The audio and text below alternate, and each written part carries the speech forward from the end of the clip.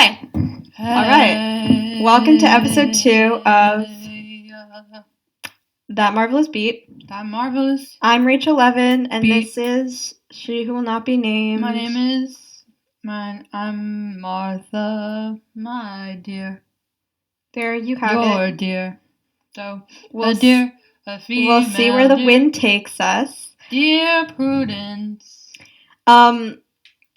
If I breathe very hard, that's because we were just on a very long Oh my journey. God, guys. We literally just, biked and walked for 2.5 hours. We biked for 3 miles on 2 different bikes, and then we lost one of the bikes, and then we went back on one bike but walking, so it took twice as long. We went to this vintage, it was supposed to be a vintage bookstore, and they had vintage LPs.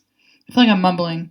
Vintage book and vinyl store. We arrived literally at 5 on the dot at 5, it closed. And they closed at 5. And a guy that looked like he was also probably biking told us yeah, get he was very granola looking. Go away. Crunchy. You can't come in. He was nice. He was like, is there anything, are you looking for something specific? We weren't. So he said, okay, we're closed. We just go where the wind takes us. So we literally just went on, oh my God, my legs are numb. So anyways, today is day 2. I am going to be talking about, I didn't say what we do. That Marvelous Beat is a fan cast, a Marvel and Beatles fan cast. Yes. Sorry if you can hear the crinkling of the candy wrapper. And we have a LaCroix from actually when we recorded the last episode that's still on this table, and we have some new sour gummy worms and strawberry puffs as our new candy. I'm trying candies for the first time. My family was always very conservative. Not conservative. We have polar opposite eating habits. Yeah, when it comes to food, my family was very I've never tried any kind of soda before. And I'm not sure why I said conservative. Not conservative in any way, especially not politically conservative.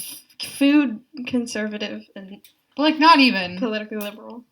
I'm vegan. I'm vegan. I'm the opposite of vegan in that I don't eat a fruit for many days at a time. I'm really sorry. Fruit are so delicious.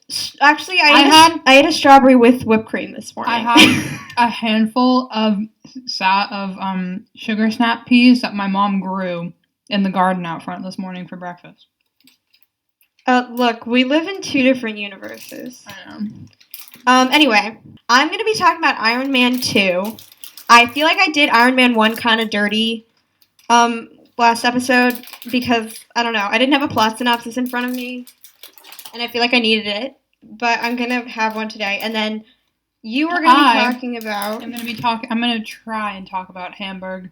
I was not happy with how I did last week's episode, just because I was really scattered. The thing is, we literally just got back from a 2.5-hour excursion, so I'm even more tired Who today. knows? But Hamburg... Keep an open mind. I know much more about Hamburg. I like it more, so. Okay, why don't you go first because I went first last time. Okay, so. I literally have nothing written down. This might be even messier than last time. It's okay. Very representative of Hamburg. So I forget where we left off. But. You had done George, Paul, and John's backstory. And you had just gotten to the part where they were as a band, but before Ringo. Okay, so there's a lot that happens, the 3 of them, prior to Ringo. So they meet Ringo in Hamburg. Gotcha. So Hamburg is where the Beatles become the Beatles, basically. They go from the Quarrymen, this kind of a scallywag, a word I can use here. Washboard or something like that? Yeah, chess bass. Very makeshift, very primitive. They're kids in Liverpool. Basically, so I'm going to start from 1960. 1960 is the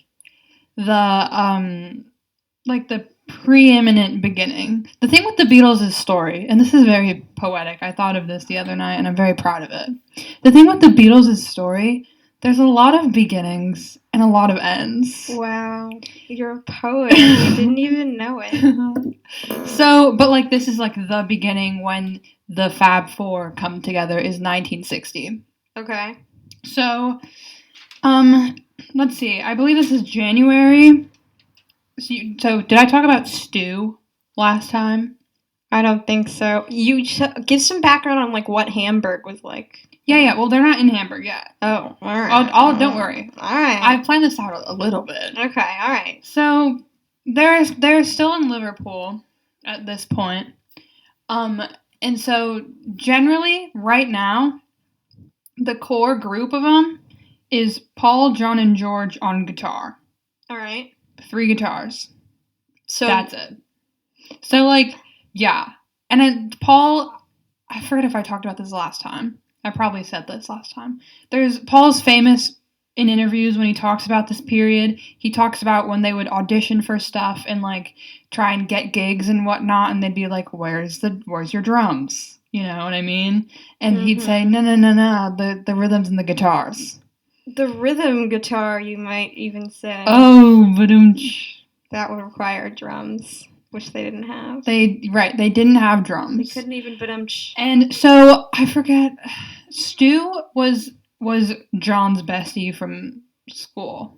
All right. Stu is actually a key figure in the creation of the Beatles. However, he died. One second. Let me Google this. There's death in this story? Bro, there's so much death in the Beatles' story. That was sarcastic. Stu Sutcliffe. How old was he? Oh, so he was 22 when he died. So I believe he died in Hamburg. Wow. So basically, he was the like original set bassist of the band. Basically, in January of 1960, they don't have a set bassist. However, Stu sells a painting. He was at art college with John.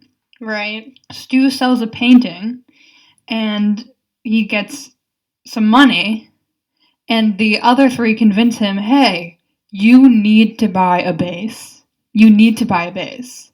You have money. The only viable option of how to spend that money is on a Hofner bass." What? Like food, water? No. Nothing? No.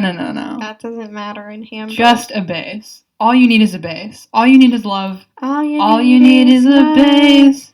Da, da, da, da, da. So then he's their bassist. So right now we have the 3 of them on guitars and a bassist. And they have like a bunch of other like... Isn't a bass a guitar? A bass guitar, yeah. We're sitting in front of a bass guitar right now, right there. So that's their lineup. And then there's a bunch of like other stuff that goes on in this little bit. The Nurk twins. That's an interesting name. Yeah, the Nurk twins. This is one of my favorite bits of Beatle lore because it perfectly encompasses the Beatles' whole career. It just feels like they're having a laugh. Like, I don't know how to describe it, but there's this like... It was just a prank. It literally, that's how it feels. And this perfectly encompasses it. I think they went up to Scotland, just John and Paul, and as the Nurk twins, played 2 nights. What? They were the Nurk twins. They were the Nurk twins. And there's like a plaque. I thought the Nurk twins were going to be like those twins in The Social Network, who were both Army Hammer. You've never seen this movie. I've never seen The Social Network. I thought they were going to be the Army Hammer. Isn't Army Hammer a cannibal? Anyways. Yes, Not getting into that. The mystery remains unsolved. The Nurk twins, that's John and Paul. They went up to Scotland in this period, I think for like a weekend or something. I think Paul's family member owned a pub up there or something. And they went up there and played at this pub. I think it's 2 nights as the Nurk twins. No mics, both on acoustic guitars. Just in the middle of Scotland as the Nurk twins. And now there's like a plaque up there if you go to the pub in Scotland or something. They have a plaque. Why? John Lennon and Paul McCartney as the Nurk twins performed here, and blah, blah, blah. So like... Off-brand Beatles. That just is so Beatles. Like, it's so Beatles. like the Nerk twins, it just perfectly encompasses what they were trying to do. They're so spontaneous. They're quirky. funny. They're funny. Anyways, okay. So, and then they did this other tour where they backed this kid named Johnny Gentle. That's also a very good name. A lot of great names. A lot of very good names. And, like, I think they were Johnny and the Moondogs at this point, too. They really had the naming part. Yeah, a lot of names. The Silver Beetles. I think that was prior to Johnny and the Moondogs. I forget. They did Johnny and the Moondogs for this, like, anyways, I'll skip over a lot of that. They did a tour of Scotland. They were up and coming. They were making it. You know what I mean? They had gotten this kind of like tour residency with this dude named Johnny Gentle, the Nerk twins, etc. I'm not sure why that's what I have written. I have Nerk twins, back Johnny Gentle, etc. written down. So now we just got to do the etc. So yeah, but I guess okay. How about we get into the story of Hamburg? All right. That was just kind of a precursor. Will this you can edit that down. Will this include why it's called a hamburger?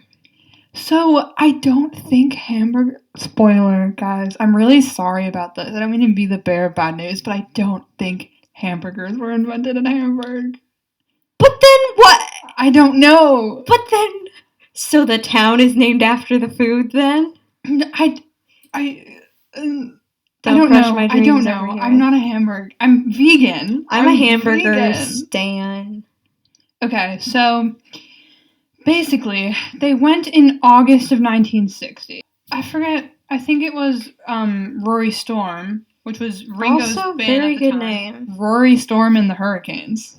Oh, well, that's a band name. I thought there was a person named Rory Storm. Yeah, I think that's his like stage name. God, fuck, I forget who. I think it's Darian the Seniors. Anyways, there was another Liverpool group that had gone over to Hamburg. So, Hamburg. What is Hamburg? Hamburg is a city in Germany. Think of it like the area that they stayed in was, for the purposes of this story, a German Las Vegas strip. Okay. So, I love Hamburg and this bit of their history because it's so just like innocent and just pure and exciting. They're kids who get this residency at a club in Hamburg. What club? And what does a residency mean? Residency is like a prolonged show agreement. You know what I mean? Yeah. Like if you play one place over and over again. Yeah, I got you. Like how people do residencies in Las Vegas. So like they got on the ferry from Liverpool to Hamburg, and it's like because this is 1960. So, like, going to, like, a big city with all the flashing lights and, like, sex work and, like, you know, all this, like, dirty, grimy stuff. And they're just kids. George is 17 when they first go. And that's further into the story. He does get deported for being underage. All of them get deported eventually. This innocent boy. But it's just like, they're just like having fun. A lot of like crazy stories have come from this bit. They stay in this like, I think it was a porn theater. Okay. Called the Bambikino. Who allowed them to do that? Or something. Some theater. Something dirty. And they stayed like behind the screen of a theater. Just like in the, you know what I mean? They're just like lodging in the middle of nowhere. They're like showering in urinals. And they're playing in the Japanese style, just screen between rooms.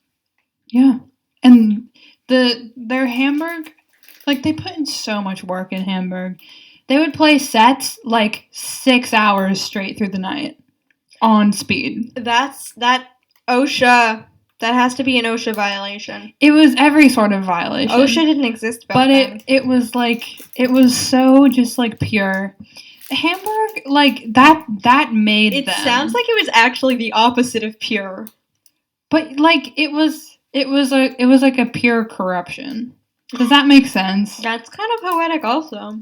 It was a poetic time to me. Hamburg stirs up a lot of emotions in me because they're just like these kids who are just going out into the world and becoming these fantastic musicians.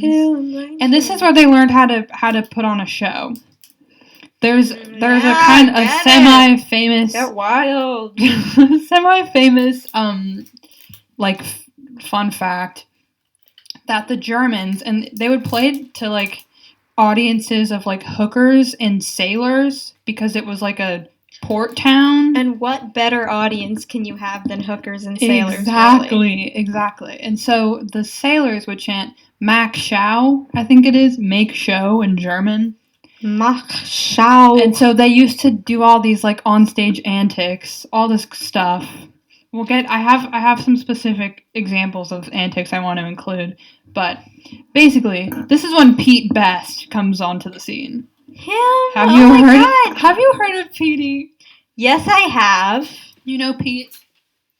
So basically, Pete's mom, Pete annoys me, first of all, because he was never that good of a drummer, and then they, like, kicked him out, and then the rest of his life he just mooched on to being a Beatle once. Really? All I knew about him was that he was, like, Left Behind, the Left Behind brother. Yeah, and that was, like, the biggest, the most he ever became was an ex-Beatle. He never really moved on, in my opinion. Was he, like, an accountant or something? No, he was just an ex-Beatle. That's literally what he did with the rest of his life. Damn. Didn't even go to college? Oh, no, none of them went to college. Well, John did, but he went to art college. You heard it here, folks. Art college doesn't count. It doesn't. I'm kidding. My mom went to art college. Anyways, Pete Best. So his mom renovated their like cellar in Liverpool. Pete's mom renovated their cellar of their house into a club for her sons. That's the most like metal thing. It's so like Pete is a mama's boy, and Mona Best, his mom, is like there every step of the way when Pete's involved. I know. Women, but it's not very rock and roll. Fucking done. Mommy bringing your drum set everywhere is not what the Beatles needed. Well, the mom was more rock and roll than her son.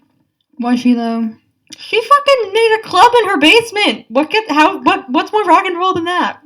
Well, I mean, I don't know. Rock and roll is about rebellion, not relying on. That was like every jazz club. Yeah, every 20s. Jazz club. Yeah, it was called the Casbah, and the Beatles played there a lot. But basically, they were offered to go. They were offered a residency in Hamburg. Basically, let's see. I have the actual story here. In effect, their manager, sort of, at the time, this dude named Alan Williams, was like, hey, let's send you guys to Germany. But, like, the German clubs needed, fresh meat. A drummer with their whatever. Because right now it's just the three of them thought it was gonna be on guitar and Stuart on bass. And so they needed a fifth member. They needed a drummer. So all these sticklers out here. They knew that Pete Best had a drum kit. Mm-hmm. He was just some neighborhood kid who's okay, hold on. Pete Best's mother made a club in her basement before Pete Best was part of the band? This was literally just for her sons. Her sons went, "Can we have a club?" Oh. See, it's not rock and roll at all. Yeah, that's a little bit more like spoiled brat. They are, exactly. And it's just like that throughout the entire time he spends with the Beatles. His mom takes care of everything for him. Meanwhile, the other three are like, putting in the effort themselves. Gross. Yeah. So, yeah, they just kind of knew him because of the club, and they had kind of hung out there before, played there. They knew him, and they needed a drummer. So they went, hey, you're coming with us to Germany because we need a drummer. So that's how he ended up in the band in the first place. He was never like a permanent. Seems like he didn't even want to be there. Oh, he did because they were cooler than him. No. I'm kind of pulling that out of my ass, but I mean, like, if you're Pete Best and the other 4 show up, they're cooler than you. Wait, was Ringo here? No. Ringo's a drummer. Pete Best is a drummer. Oh, right. That wouldn't have gone well. No. Well, I mean, they end up like not like battling it out, but Ringo steals it from Pete. And we love Ringo for that. Because Ringo's an icon. I love Ringo. Peace and love. Anyways. So Alan Williams, who's basically their manager at this time, this just Liverpudlian dude, is, okay, guys, let's get you to Germany. So then they go to Germany with Pete. And then they're there. Okay? And that's how they get there. Now let's talk about them being there. So they stay at the Bambino, which I mentioned earlier. Theater. Yeah. The porn theater. Yeah. And like really shitty accommodations. They were really roughing it. Mm-hmm. But that's part of the fun. It's part of the decadence. It's what makes... Be spontaneous. It's really rock and roll. So then, it says here, for the first... They play the first of 48 nights at the Indra Club. So... Okay. This is just their first the Great 48. Stay. The Great 48. Perfect. And yeah, expected to perform for 4.5 hours each weekday night and 6 hours on Saturdays. Fuck. Yeah, every night. When are these bitches sleeping? They don't. They did this entire thing on speed. Didn't they all? They would, I forget where, but in some interview, Paul talks about how the bands would be playing at these clubs and they would be like falling over out of exhaustion after you've played for like 6 hours straight. That's fucking awful. Well, that's how you get good. You know what I mean? You know how people say you have to do something for 10,000 hours before you master it? Yeah, but those 10,000 hours don't have to be in 1 month. Well, you know, this was that. This was how the Beatles sprung into action.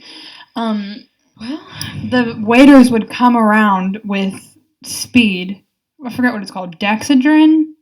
I forget what the brand name was called in 1960 in Hamburg. But like these little speed pills, and they'd hand them out to the performers. So that's these poor boys. So that's what they're doing for like ever and ever and ever. Okay, let's talk about Hamburg antics. I'm going off the dome for this. So basically, one of my favorite. This is trigger warning sexual. You didn't do a trigger warning speed. Oh, trigger warning. Warning. I'll put trigger warning in front of it. Trigger warning. So, well, I mean, it's really not. It's just George loses his virginity.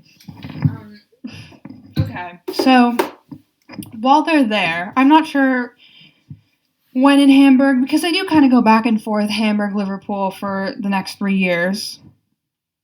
Or 2-ish years. Okay. But they spend prolonged amounts of times in each place. And while they're there, George loses his virginity to a German hooker. Wow.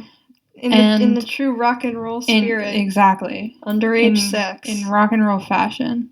Well, he could have been of age by then. I forgot. They got deported pretty quickly. I'll get onto that after this. But they allegedly, trigger warning, allegedly, they kind of made a name for themselves on the German hooker circuit while they were there. And George's nickname among the hookers was Mr. Big. I wonder what that could be. I forget where I heard this, but this has occupied a really big part of my brain for a very long time.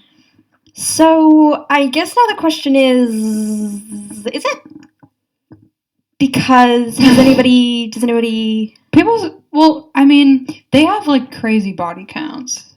Crazy. Okay, but they're the Beatles. They don't have to have a big dick to get the girls. Yeah, that's true. But like, I I don't know. We can get into I'll get into their love lives eventually. But And the question remains unanswered. anyways, I have my suspicions. We can talk about it later. But so yeah, that's just one of my favorite bits. I love Mr. Big so much. Anyways, and so basically let's talk about their first deportation. Okay. I'm going off the top of the dome again. I'm really scattered. We just got back from You can't. Hey. I'm done disclaiming. This is what you're getting. So, be proud of it. Their first deportation. So George gets busted for being underage. I forget the whole situation, but he's 17 and they don't have work permits. So he gets deported. And then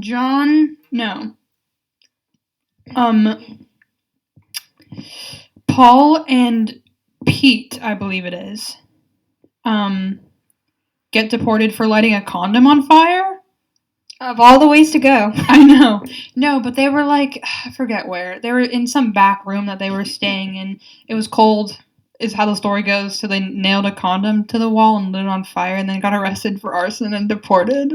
That's pretty iconic of them. Yeah. And then John has his period after they all get deported and John doesn't. He just goes back after their residency ends and he debates whether he should go on with the band or not. And they don't talk for 2 weeks. None of them. And that's the longest they go. And imagine the alternate universe we would get. Yeah. And this was our trailer for Yesterday, the movie. Don't watch Yesterday. It's so bad. This was Don't give them their money. Your anti-trailer for Yesterday, the movie. Give me your money. Okay. And then another last really important thing that happens in Hamburg. Klaus Vormann and Astrid Kutcher. Ashton Kutcher? Astrid.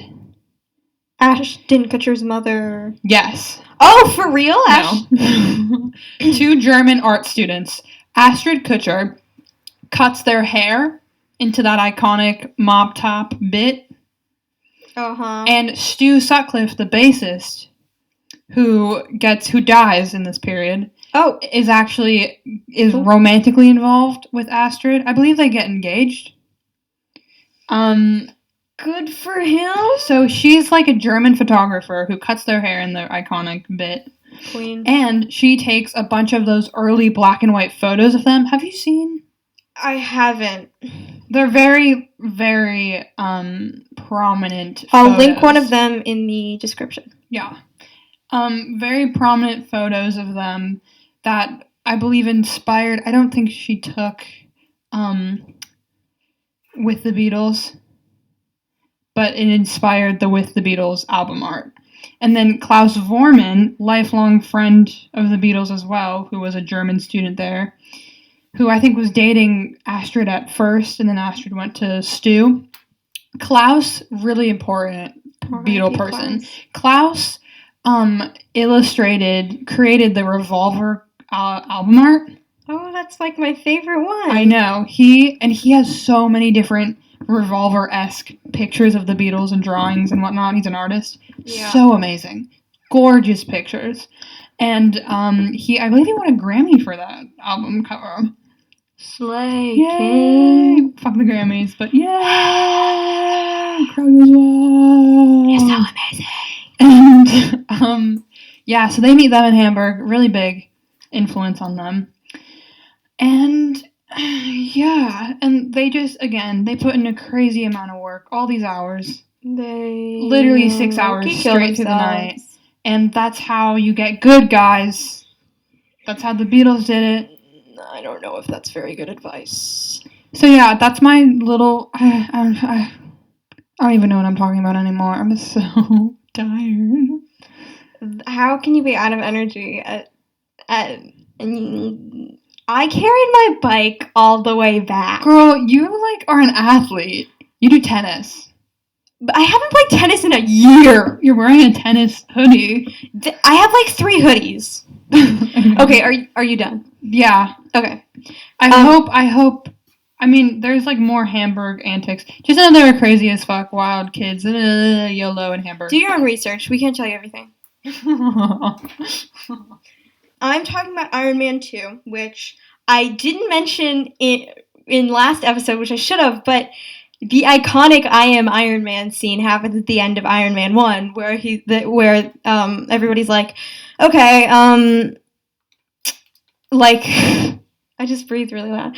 Like, go out there and explain why, like, you were where you were and whatever, without telling them that you're this superhero. And then he was just like, fuck it. And then just said he was Iron Man. And that's like a really important part of the story because it sets up a really important precedent for the MCU, which doesn't exist in a lot of other adaptations of superhero comics, which is that the superheroes don't have secret identities for the most part, besides like Spider-Man and like a couple others. But I mean, like, they are celebrities. The superheroes and the people who are the superheroes are celebrities, and that's a really big part of the MCU as a whole.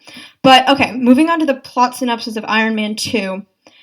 So basically, this gets into a really important little dynamic that I mentioned in an earlier episode, or last episode, whatever, there was only one earlier one, but really ramps up in this one, which is that he's really reliant on the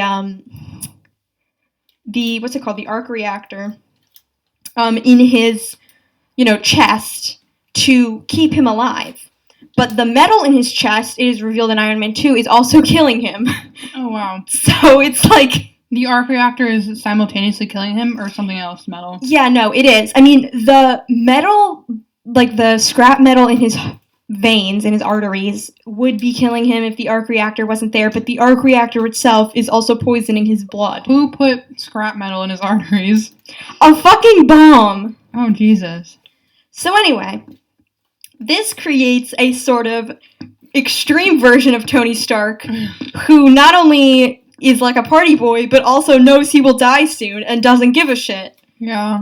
So, like, the movie starts with, like, him driving in a genuine, like, race car race and getting his car blown up by the villain of this story, whose name is his father was named Anton Vanko. Ivan Vanko. He's Russian, as you could probably guess. Dave Franco. No relation to Dave Franco, unfortunately. R.I.P. Fly high, Angel. So Ivan Vanko is like this crazy guy, and he's actually got like... Can I just say, you saying Fly High Angel with no expression on your face, monotonous, just being Fly High Angel. I really laugh. I'm not Christian. Who am I to Angel? Angel? Anyway, so Ivan Vanko actually has kind of a legitimate... His father, we find out later in the movie, was, like, pushed off this project with Tony's father, and now his son wants revenge. Ivan wants revenge. That's so stupid, I'm sorry. Yeah, but, like, I can see his mentality, like, revenge for his father. Vengeful son, it's like, whatever. But when the superheroes are vengeful... Anyway, so... There's a lot of elements to this movie. Like, the main thing is that Tony's probably gonna die, and that's like a running theme. But then also Pepper Potts and Rhodey, who were like pretty much minor side characters in the first movie, become like pretty big, pretty important in the second movie, and they continue to be pretty important. Also, Rhodey gets recast. He was originally, I don't remember who he was originally, but he's Don Cheadle in every other movie, and they just sort of gloss over that. They're like, this is a different person now. But anyway, so basically, he is trying to both simultaneously, like, deal with the fact that his heart, or he's slowly dying, and in that spur of the crazy spur of the moment, like, I'm going crazy kind of thing, he makes Pepper Potts CEO of the company, which is another really important thing because it's like very much a woman in a position of high power, like it was really cool, and this is also girl boss. It's very girl. She said girl boss, gaslight, gatekeep. Anyway, yeah, but. Another, like, they actually kind of deal with that in movie. Like, they kind of have a lot of, like, this paparazzi being like, oh, Tony Stark gave his company over to this woman. Who is she? And it's like, she has been running the company anyway. Shut the hell up.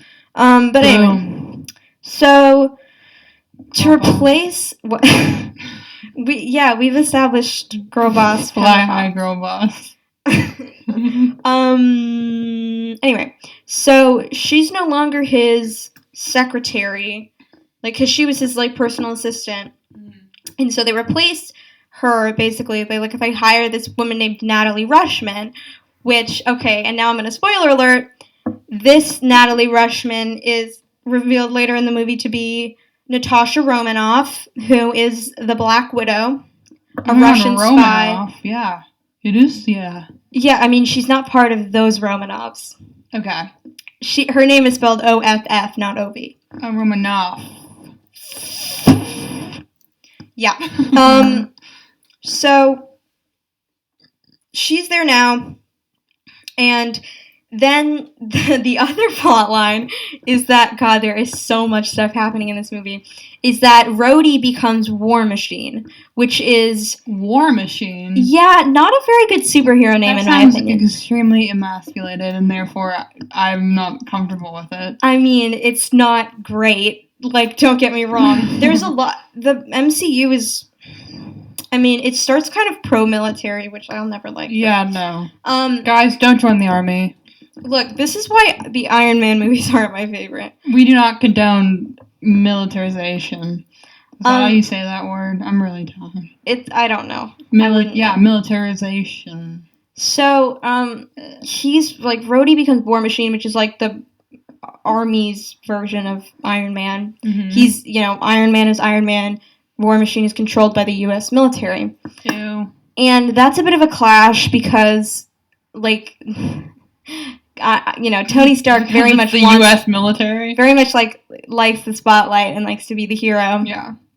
And so it starts with this Stark Expo, which is like basically the like World's Fair in the MCU, which actually, for the first time, comes up. Well, not for the first time. The earliest one we see is in the first Captain America movie, where his father, Howard Stark, is hosting the Stark Expo. And so he's hosting this, and it's part of just like his, go out with a bang kind of, I'm going to die anyway. But it introduces an interesting dynamic because also there, along with Tony Stark, is this man named, what's his name? Oh, God. Justin Hammer, who is like a rival tech developer. My phone just dropped. A rival tech developer played by, well, oh my God, it's got a star-studded cast. First of all, we have Robert Downey Jr., you knew that, as Iron Man. Don Cheadle as War Machine. Scarlett Johansson as Black Widow.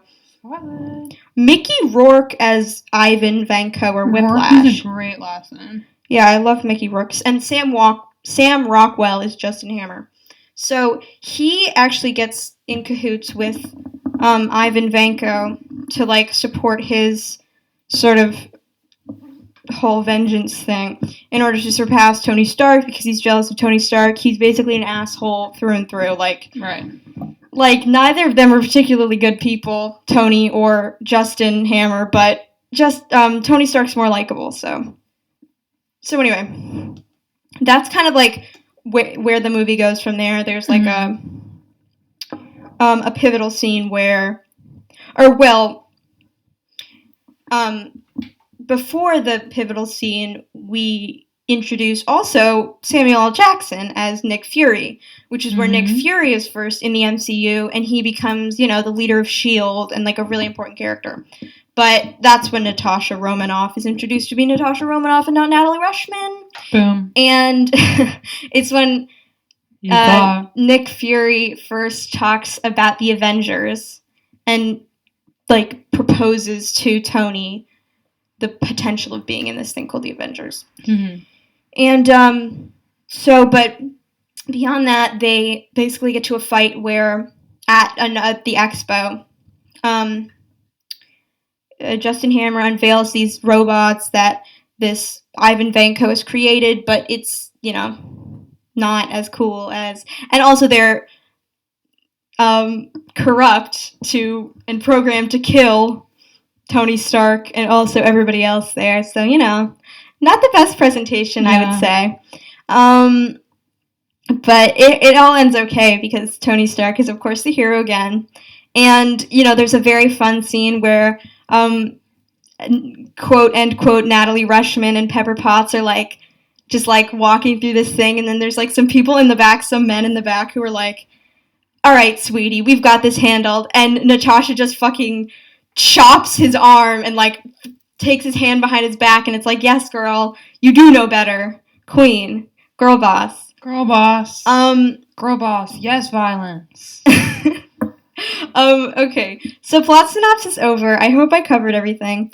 Oh, I didn't. See, there's so much fucking going on in this movie. I feel like Marvel movies and Beetle lore are both really complicated. They're very convoluted. Yeah. Okay, another important thing that happens in this movie is the solution to Tony's Rachel keeps dropping her phone. I just dropped my phone and it actually got caught in the chair leg. Anyways. So fly high. Phone. So Tony Stark's father, Howard Stark, was also a genius inventor, but did not have a very good relationship with his son. Mm-hmm. That's a pretty running vein throughout all of the movies, is that Tony feels like, he has this line where he's like, my father never told me he loved me. He never even told me he liked me. And it's like, that's a tough relationship. But there's this scene in the movie where he finds this model of the expo from the 70s or whenever the last one was, and he puts it out on this model and he makes it digital and he plays with it around and he finds that it's actually a model for a new element and that his father had left for him to find. And he watches this video where his father is like, you're not ready for this yet, but someday you will continue my legacy and stuff. And it's like, I still hate Howard Stark, but all right, maybe that was kind of emotional. He left a previous suit? No, he left a model for the Stark Expo, for the layout of the Stark Expo. Remind me again what the expo is. Oh, it's like the World's Fair. Do you know what the World's Fair is? Right. Okay. Yeah. So. Well, that's still I guess his way of showing affection is through business. Yeah, but which will never be truly. It's I don't, just because maybe you did kind of love your son, I can't forgive you for being a bad father. But it's it's not even love. Yeah, he just went further my legacy. We'll get into when we finally get to Endgame. We'll see that kind of redeemed quote Howard Stark, and it's so stupid, but anyway, that's Howard pretty Stark much is canceled. Guys. For real. Cancel # Howard Stark is over party. Anyways. He's been over. He's been dead since 1991. He was never on, only over. Yeah. So that's pretty much what happens in that movie. It's the only movie that's for free on Amazon Prime. Go watch it. Actually, I don't know if it still is. Do we think that is for any particular reason? That it's the only one available for free from the entire series? I don't know. I think there are actually other ones free now, but it's not it's fine. It got 72% on Rotten Tomatoes. I like it. I like it because it has Natasha, and she's my fave. But Natasha, Romanoff. Natasha Romanoff, the Russian spy. Yeah. And she's just an icon. She hasn't really had any development in this point, and she's, as Scarlett Johansson says, just a secretary with a skill set, which is kind of true. She's just sort of there to, be pretty and kick some ass. But she develops. Oh yeah. She's one of the main 6 Avengers. She's very she's important. Black and Widow, she's getting her own movie, yeah, on July 7th. Oh, wow. This year? Yeah. Well, it was supposed to be last year, May 22nd of last year, but then COVID happened. Right. Was that planned, or did she just happen to develop into Black Widow? I don't know. I think that it was planned because the next movie, 2 years later, is Avengers, and she's in that. Mm-hmm. They do or is she just an available character that they just decided to? They needed a woman. I don't know. They needed a divide. They needed a woman. They needed a diversity. How come I can't say that word? They needed a diversity, it was all white and people. she was a diversity. It was all white men except for the one woman. No people of color in the Avengers? In the original Avengers. Well, what year is this? 2012. Well, this movie's 2010. Avengers is 2012. I feel like that's still socially acceptable in the before 2010, having no people of color in your movie. I mean, but the individual movies aren't terrible. Like, Iron Man has, like, I don't know, the main trio is a black man, a white woman, and a white man. It's not the best, but I mean, it's not terrible. I don't know. You know, don't ask me. I'm a white lady. But anyway, I enjoy this movie for its chaos. It's a very chaotic movie. It's because the vein of it is that Iron Man or Tony Stark like has a death wish. Like, he doesn't care what he does. And so it starts with him racing and it's the door being blown off his car, and then halfway through the movie he's just sort of like put on house arrest by Nick Fury, and then he buys strawberries for Pepper even though she's allergic to strawberries. It's just like it's such a wacky movie. That YOLO mentality that he starts off with is one of my least favorite mentalities that people have. I mean, for many reasons. It's fun to watch, but like, is it a healthy mentality? No. But like, beyond the healthiness of it, just like I don't know. It's kind of it's too individualistic for me. Being like, I'm gonna die soon. Yeah. There's metal in my arteries. Like, I'm just gonna fuck it up. It's like the world goes on without you. And so that's one of my least favorite. I mean, the truth is that Tony Stark is a character who cares very much about a lot of people except himself. He's not like, I only care. So is this compensation? I mean, or is this just because of the artery thing? He thinks he's going to die, so he's trying to do every single good thing he can do before he does. Good thing? I mean, it's like he wants Pepper to be okay. He wants Rhodey to be okay. He cares so much about those people, and he doesn't give a shit about anybody else. Gee. I mean, it's not as bad, but like. Yeah, I mean, he's a person who. I dropped a drumstick. I'm sorry. He's a person who didn't get a lot of love as a child and is very scarce with the love. Was he an only child? Yeah. And is very scared, like, to give love. Yeah. And that's a pretty, you know. Well, I mean, yeah, if you never receive love, you don't know what it means to exchange that kind of thing. Yeah, that's his story, and it's tough, and he ends up getting abandoned by like everybody he loves anyway. But anyway. Yeah, so that's mostly it. I don't know. I think I would rate this just a little bit lower than Iron Man 1. I think I gave Iron Man 1 an 8 out of 10. I would give this like a 7.5 out of 10, which is really what Rotten Tomatoes gave it, 72%. Because, I mean, it's fun to watch. I don't think it's quite as good as Iron Man 1, and I don't think it's as good as Iron Man 3. But it's a good movie, and it's fun to watch, and it has Natasha Romanoff, so all around, pretty cool. Nice. And then my third thing is how it connects to today. I can't say this is like as poignant because it's much more like singular in its story. It's like it's about one man's struggle with death, and it's about, you know, one man's struggle with revenge, and it's like those can be very relatable as a whole, but I don't know if it reflects the era as much. I don't know what was happening in 2010. 2010. You were 6 or 7. I was 5. Yes, true. What was I don't know what was happening in 2010, girl. Justin Bieber Baby happened in 2010. It wasn't that much. Justin Bieber Baby. That was a really iconic point in my life. Yeah, I don't know. But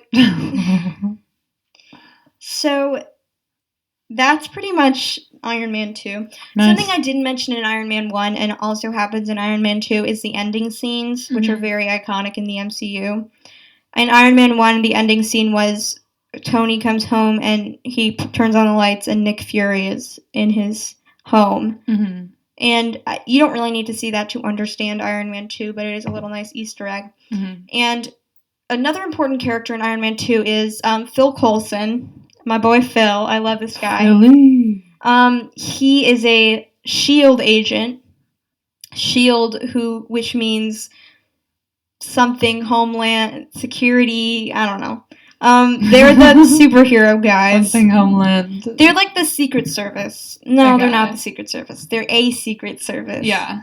They're like the CIA or whatever, but for supernatural stuff. Are they a government? Yeah, they're a government thing. Okay. Not private. No. So the ending Wait, scene- supernatural stuff.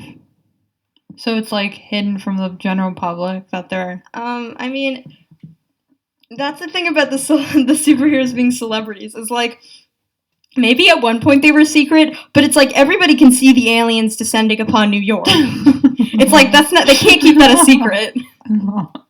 Yeah, I mean, a lot of those fight scenes that I don't watch many superhero movies. That's why we're doing this like this. Yeah.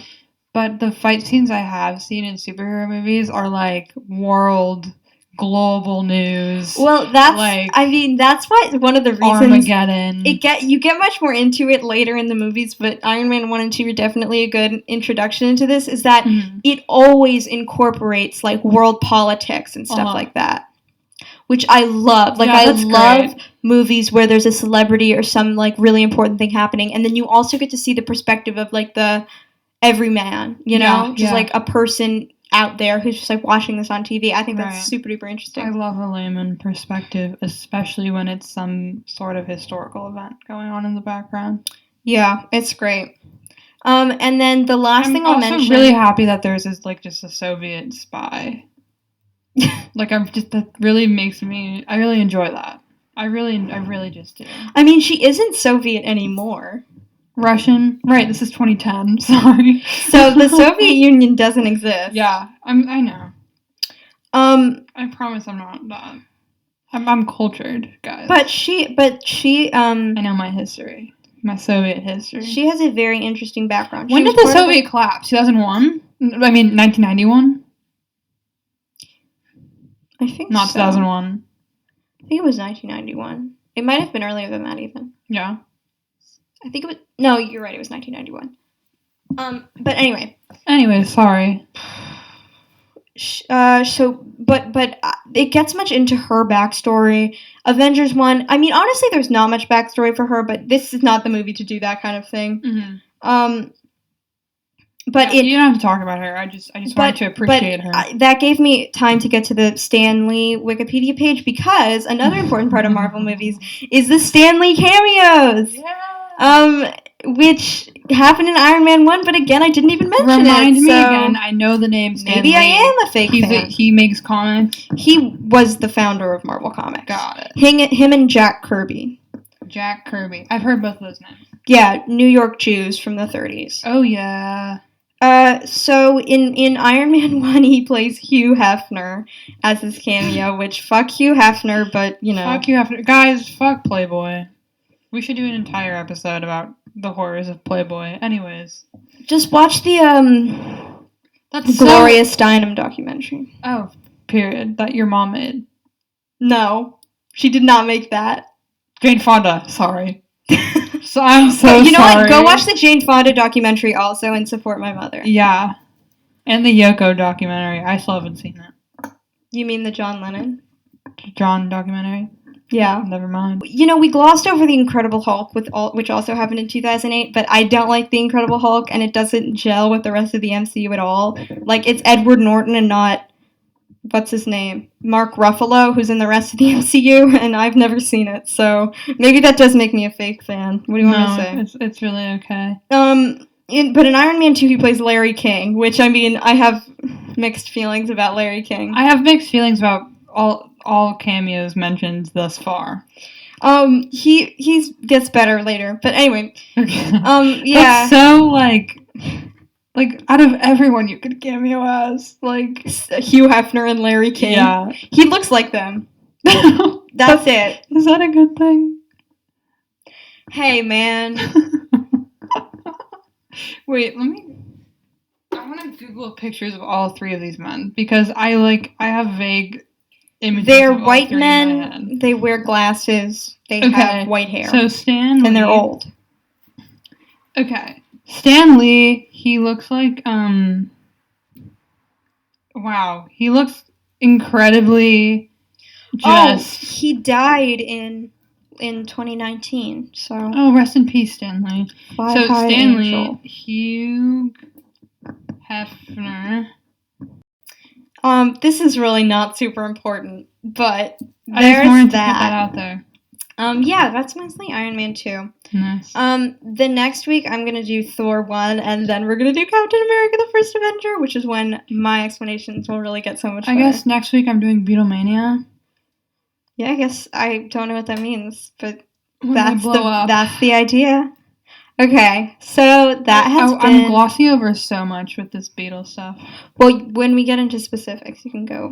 Yeah, I'm not really just like an overarching history gal. I have a lot of like really weirdly specific Beatle tangents that I can go on. That will be so much more entertaining than what I'm doing now. I promise. Guys, stay. Keep listening. Same. Like my Iron Man stuff is so much less interesting than my like. I know, right?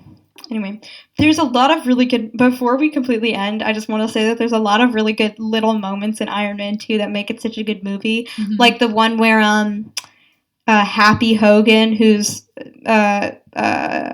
what's his name? Tony Stark. Tony Stark's head of security. And Natasha are like going to fight a bunch of bad guys, and Happy is fighting one guy, and he's like, it takes him like 10 minutes, and then he looks up from the fight, and Natasha's decimated the other like 20 men from the hallway. What a gal. And it's just like, what a girl boss. No, but I think we're kind of downplaying her impact with the girl boss stuff, because I'm just joking with the girl boss. She seriously was a pretty revolutionary character. She's my favorite character from all the ones that you have described. I mean, tonight. I'll do an episode on her once we get to just like singular characters. Yeah. But her story is so, because Scarlett Johansson was like in the man's world. Like, oh well, yeah. She talks so much about, like, she gets sexist comments in interviews. She gets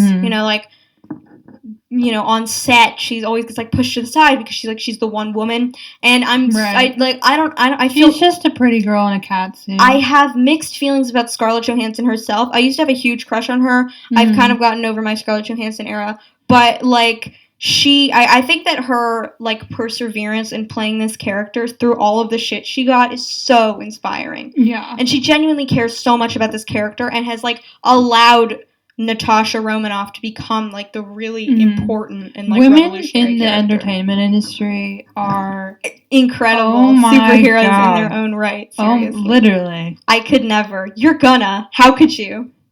Whatever. I got it. Don't worry, guys. Just wait. So that's been Iron Man 2 in Hamburg. Hamburg. Anyway. I really still feel like I didn't do Hamburg justice. I feel like I did a little bit better on Iron Man 2 just because I had a plot synopsis out. But yeah. I don't know, man. We'll see. Okay. I've really enjoyed being here with you tonight discussing. Thank you. That means so much to me. You're welcome. Fly high, girl boss. So we've come to the end of... That's the 4th phone drop today. I've been counting. That's the 4th one. So that brings us to the end of that marvelous beat. Thank you so much for listening. I've been Rachel Levin.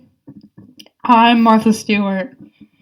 Go buy her cookbooks. Stan Martha. She hogs money and goes to jail for it. Didn't she collab with Snoop Dogg? Yeah, she has a TV show with Snoop Dogg. And she also went to jail for tax evasion. So go... What? I love tax evasion. So go support Martha Stewart and also Snoop Dogg. So, anyway, let's do our outro. Ready? XOXO Karl Marx. Bye. Bye.